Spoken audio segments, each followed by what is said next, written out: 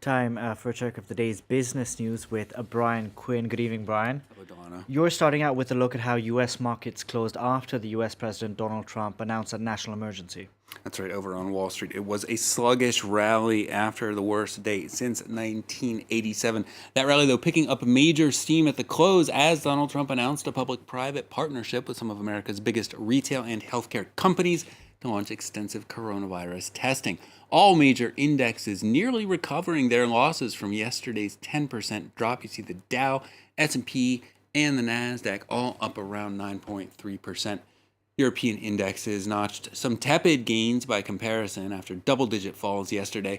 This despite a raft of fiscal spending measures unveiled Friday. London closed up nearly 2.5%. Paris 1.8%. The DAX in Frankfurt just barely eking out 0.75%. All of those indexes had lost over 10% yesterday. Milan with some solid gains over 7%, but remember that's after a 17% loss yesterday, so nowhere near making up for the loss. Earlier, U.S. Treasury Secretary Steve Mnuchin had urged Americans not to overreact to the market turmoil. Here he is in Washington. Well, my comment is don't stare at the screen, okay? It'll be higher a year from now, as I said. People who weathered the crash in 1987, people who weathered the financial crisis, for long-term investors, the U.S. is the best place to invest in the world. And again, I can't predict where the market is on a daily basis. People should be less concerned about going up and down. Well, Thursday's steep losses on European markets were sparked in part by what many investors saw as an underwhelming intervention by the European Central Bank using monetary policy options like corporate bond purchases and negative interest rate loans.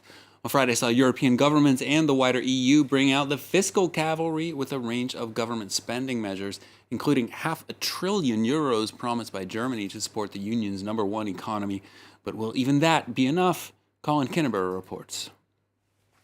Saving lives and the economy at any cost.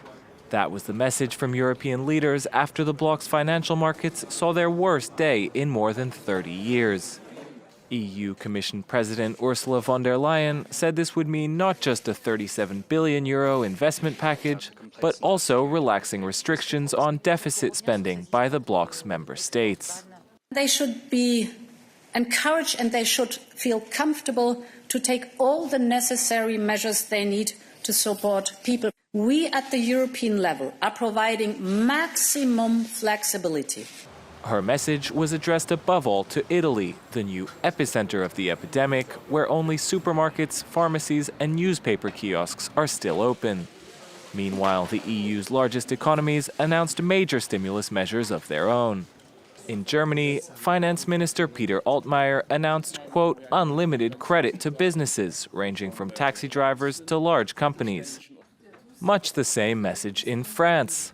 Finance Minister Bruno Le Maire said that in addition to compensating employees for losses in pay, the country would extend loan guarantees worth tens of billions of euros to small and medium-sized businesses. Supply-side politics has never meant, and I have always been very clear on this, that the state is abandoning its protective role. And today it has a role to protect, to defend our companies, to support the economy, and it's going to play it to the fullest.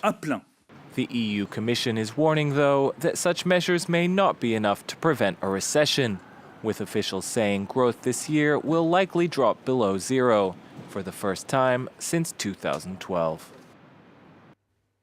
Airlines in particular have been taking drastic measures in the face of cratering demand during the viral outbreak. British Airways lining up job cuts as CEO Alex Cruz says the company and the industry face a crisis of global proportions. Dutch flagship carrier KLM now says it's preparing to cut from 1,500 to 2,000 jobs, while Germany's Lufthansa is seeking state aid to stay solvent.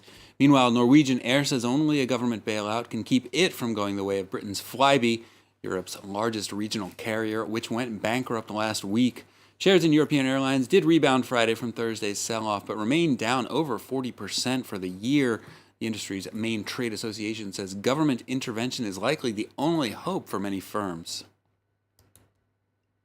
We are asking, all the governments who have put restrictions, and the U.S. government particularly, to review the decision permanently to see whether they can alleviate or waive that decision. The sooner, the better. Additionally, we are asking governments, to permanently assess the economic consequences of these type of measures. To be conscious that of the negative impact it might have not only on our industry, but on the whole economy.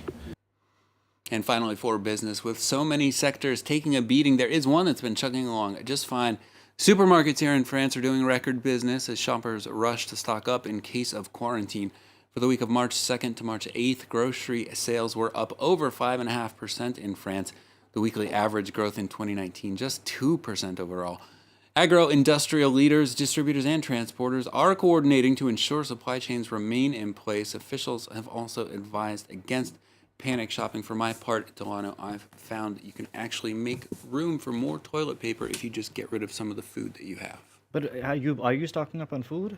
Yeah, I buy a little extra every time. I'm not going out and filling up the shopping cart and pushing it around the aisles, but I just, every time do maintenance shopping, add a few things just in case. I don't have space to add a few things, but I will see. Thank you very much. A few rolls of toilet paper. Brian Quint with today's business news.